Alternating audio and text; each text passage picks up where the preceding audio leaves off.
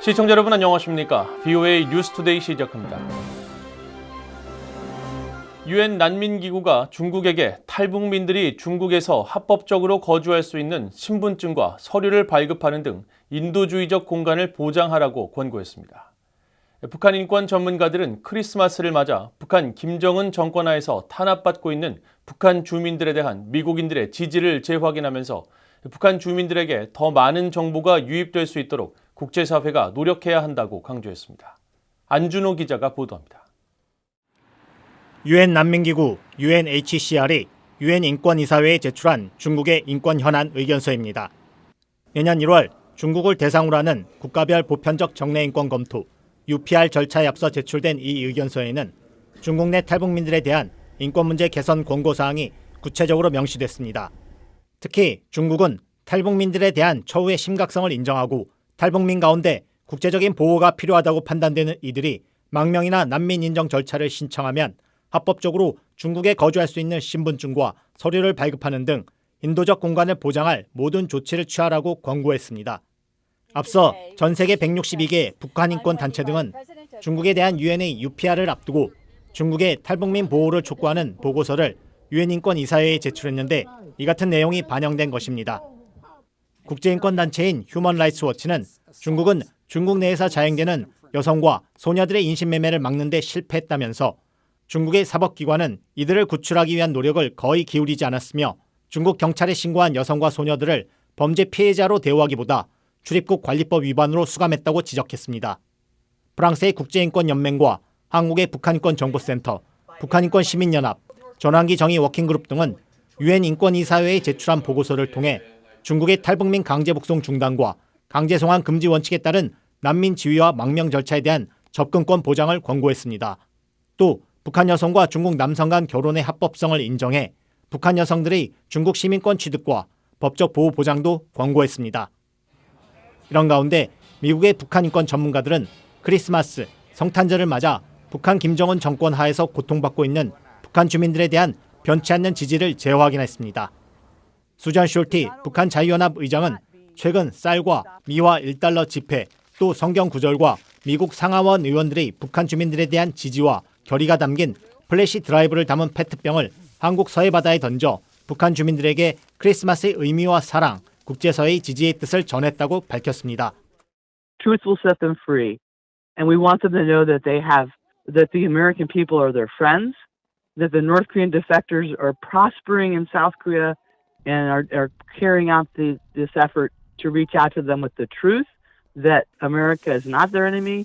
The people of America and South Korea, all what they want for them is to have a life of hope instead of the despair that they're living under this cruel dictatorship. 로버트 킹 전 미국 국무부 북한인권 특사도 크리스마스, 성탄절을 맞아 북한 주민들의 평화를 기원했습니다. Christmas is a time that most people celebrate peace and goodwill. And it's a time when people everywhere are seeking to put aside differences and be able to come together and cooperate and make life better and easier. 킹 전 특사는 그러면서 북한 주민들은 세계에서 무슨 일이 일어나고 있는지 알아야 한다며 대북 외부 정보 유입의 필요성을 강조했습니다. VOA 뉴스 안준호입니다. 유엔 총회의 북한 인권 결의안 채택과 관련해 미국 국무부는 북한 정부의 인권 침해를 문서화하기 위해 계속 노력하고 있다고 밝혔습니다. 국무부 대변인은 북한의 인권 침해를 규탄하는 북한 인권 결의안이 최근 유엔 총회에서 19년 연속 채택된 데 대한 VOA의 논평 요청에 북한은 세계에서 가장 억압적인 권위주의 국가 중 하나로 북한의 인권 상황은 개탄스럽다고 지난 23일 밝혔습니다. 또 북한은 불법적인 대량 살상 무기와 탄도미사일 무기 프로그램 구축을 위해 지속적으로 자국민을 착취하면서 주민들을 위해 써야 할 재원을 전용하고 있다고 비판하고 우리는 북한 인권 문제에 대한 인식을 높이고 인권 침해와 학대를 문서화하기 위해 국제사회와 계속 협력하고 있다고 강조했습니다. 국무부 대변인은 이어 유엔 총회가 채택한 올해 결의안에 담긴 최근 중국의 탈북민 강제 북송 사건에 대해서도 심각한 우려를 표하면서 중국은 1951년 난민 지위에 관한 협약과 1967년 의정서, 고문 방지 협약에 따른 강제 송환 금지 의무를 준수하고 탈북민들에 대한 적절한 보호 제공과 그들이 원할 경우 안전한 제3국 이동을 허용하라고 촉구했습니다. 북러 무기거래 의심 장소로 지목된 북한 라진항에 대형 선박이 끊임없이 드나들고 있습니다. 이달 중순까지는 닷새에 한 척꼴로 선박들이 입출항했었는데 최근 일주일 사이에는 거의 매일 대형 선박이 드나들면서 물건을 싣고 떠나는 움직임이 반복되고 있습니다. 이조은 기자가 보도합니다. 북한 라진항의 중국 전용 부두를 촬영한 플래닛랩스의 25일자 위성 사진입니다. 라진항 부두에 밀착한 100m 길이의 선박이 보입니다. 부두에는 컨테이너로 추정되는 파란색 물체 더미가 약 150m 길이로 쌓였고 선박에도 컨테이너가 빈틈없이 적재돼 있습니다. 특히 중국 전용 부두에서는 지난 17일과 18일에도 140m 길이의 초대형 선박이 이틀 연속 정박해 싣고 온 컨테이너를 하역하는 장면이 확인됐습니다. 선박의 입출항 움직임은 북한 전용 부두에서도 연일 이어지고 있습니다. 지난 19일 140m 길이의 초대형 선박이 입항했다가 하루 만에 출항했고 다시 21일에 길이 100m 선박이 정박해 23일까지 사흘 연속 머물면서 싣고 온 물건을 내리고 부두에 적재돼 있던 컨테이너를 선적하는 움직임이 포착된 겁니다. 지난 8월부터 시작된 북한 라진항의 잦은 선박 입출항은 연말을 앞두고 최근 일주일간 급증한 것으로 추정됩니다. 백악관이 북러 무기거래 현장으로 지목한 이 장소에서 지난 일주일간 선박 출입이 하루 이틀 사이에 한 척꼴로 잦아지는 양상을 보이고 있어 무기거래와 관련해 어떤 변화가 있는 것인지 주목됩니다. 앞서 미국 국무부는 북한과 러시아가 10,000개 이상의 컨테이너를 거래했다며 제재 조치를 강조했습니다. We have made clear that we oppose the transfer of additional weapons from North Korea to Russia and oppose the transfer of weapons from Russia to North Korea. We have imposed sanctions on both of these countries, of course. 유엔 안보리는 결의 1718호 등 다수의 대북 결의를 통해 북한의 무기 수출을 강력히 금지하고 있습니다. VOA 뉴스 이조은입니다.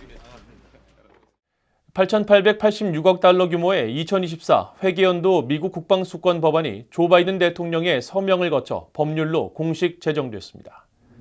바이든 대통령은 지난 22일 법안 서명을 발표하는 성명을 통해 이 법은 충돌 억지에 요구되는 군대를 구축하는 데 필요한 핵심 권한을 부여하는 동시에 매일 그 임무를 수행하는 군인과 그 배우자 및 가족을 지원한다고 밝혔습니다.